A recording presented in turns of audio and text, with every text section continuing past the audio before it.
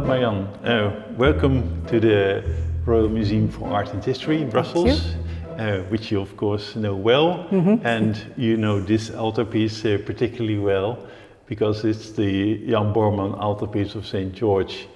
There's a reason why we're discussing it now. Yes, of course, it is one of the 100 Code Art Canon artworks. It has been selected by public and art historians as one of the few sculptural works in the canon.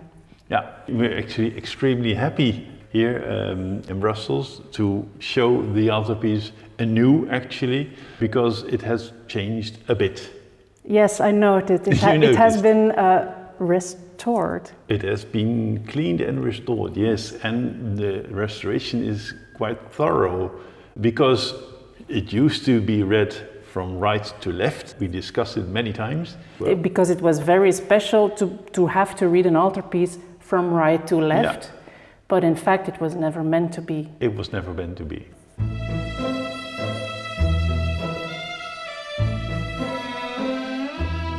We're starting at the left wing, of course, and we see the first torture. We see St. George being bound on a torture device in which his limbs are being torn apart with the wheels. The second torture, he is being burned in the flames, and we can see it's very theatrical. This guy here is really putting fire up by blowing some air into it. We can see the saint. Yes, he's unmoved by the fire. And the third one is being cooked in a bronze ox. Mm-hmm. Yes, it's remarkable even in all the scenes, but in this one also, the naturalistic details, the way the ox is carved, the fiery tongue, but also this little monkey playing with a little dog, I think it is. Then, of course, the central scene in which, again, St. George is being tortured, hanging upside down on his feet above a burning fire. And we can see that there's really, again, very strong narrative being told here.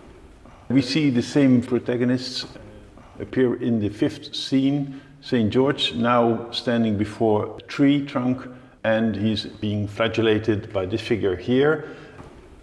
We see Maximius and Decius here again in these two figures. So they are all the protagonists again.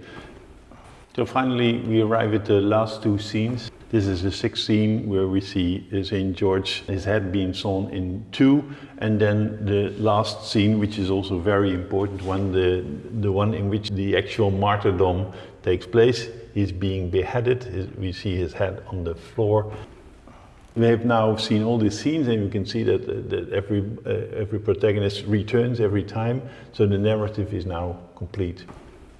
Well, Emil, the importance of this altarpiece is huge, as it is the only signed altarpiece from Jan II Bormann.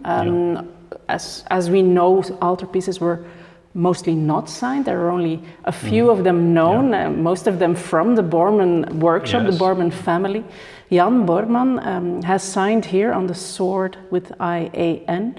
And even more important, it's not only signed, it's also dated, which makes it even more exceptional. Here you can find the date here, 1493. 93. Well, another element of the huge importance of this altarpiece is, of course, the way it was executed, the way it is made, because Bormann was an exceptional sculptor. You can see that in the way he handles the wood, oak wood, which is of course rather hardwood, but it looks almost as if it holds no challenge for him. If you see the way details are sculpted, the way fabrics are handled by the chisel, if you see all these details in hair, in faces, eyes, even surface details of wood, it is truly exceptional. And that's a big part of why this altarpiece has always drawn people to it. Marianne, the altarpiece was commissioned by the Voetbooggilde of Leuven, and it was commissioned actually for a church, their own chapel. It has also political meaning in the sense that Leuven was revolting at the end of the 15th century against Maximilian because of the question of the regency. But then Leuven didn't really want to revolt. All the other cities in Flanders and Brabant did, but Leuven just was hesitating. And that was the reason probably why they ordered this altarpiece with the iconography of St. George, because St. George not only a saint with a special meaning for the guild, but also Maximilian, because Maximilian, his patron, that was St. George. Okay. So it has this double meaning, this political meaning as well.